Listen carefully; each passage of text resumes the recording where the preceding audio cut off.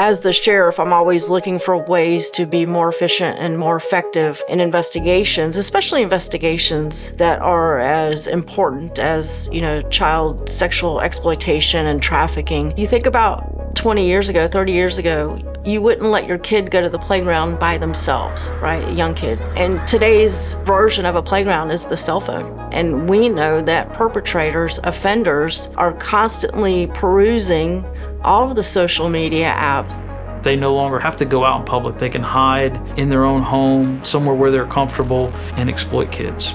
I can recall one case where, unfortunately, a father had engaged in the sexual abuse of his own biological child, and as well as also basically had a reign of terror that he had victimized multiple children even before his biological child, and then ended up basically producing child sexual abuse material with that child and ended up arresting him. And he ended up getting federally indicted and is spending basically the rest of his natural life in prison.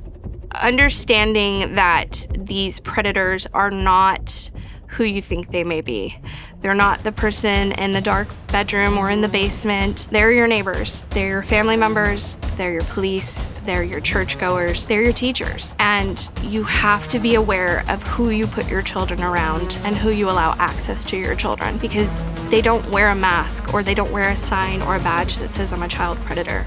Having a model like the Intercept Task Force really does help investigators expedite investigations. And so I'll say, going back to historically what would happen is an agency would investigate a crime and maybe there was some evidence or suspect or victim in another county, and then you had to contact that county and say, hey, we're going to come down there. And then if you needed to get a search warrant for that other county, you'd have to go through that system. And our detectives did it, but it could sometimes be very time consuming. With the Intercept Task Force and the commitment of all the agencies involved, we've really wiped away those jurisdictional boundaries, so to speak, so that if I say, hey, I'm coming to your county tomorrow to do this, there's no stopping and saying, I need permission to come into your county to do this. And for us, again, it's been a game changer.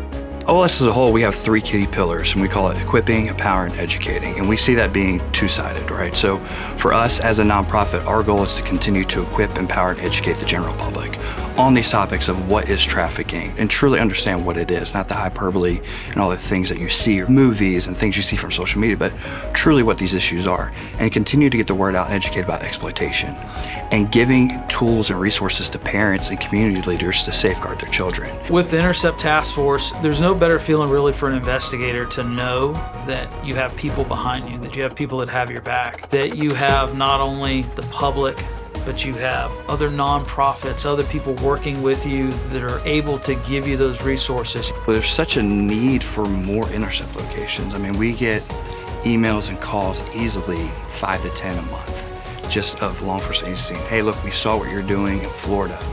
What can we do to get that here? We wish we could go everywhere and give everything at once, but we got to continue to scale and grow, make sure what we have currently is working and done right. And then we just need to continue to raise the funds to go open those new locations. It's a great feeling knowing that somebody is finally going to pay for these crimes, but it's also a sinking feeling knowing for every one person we catch, there's hundreds more that we haven't gotten to yet. So it's an ongoing process. So while we celebrate the little victories, our journey never stops.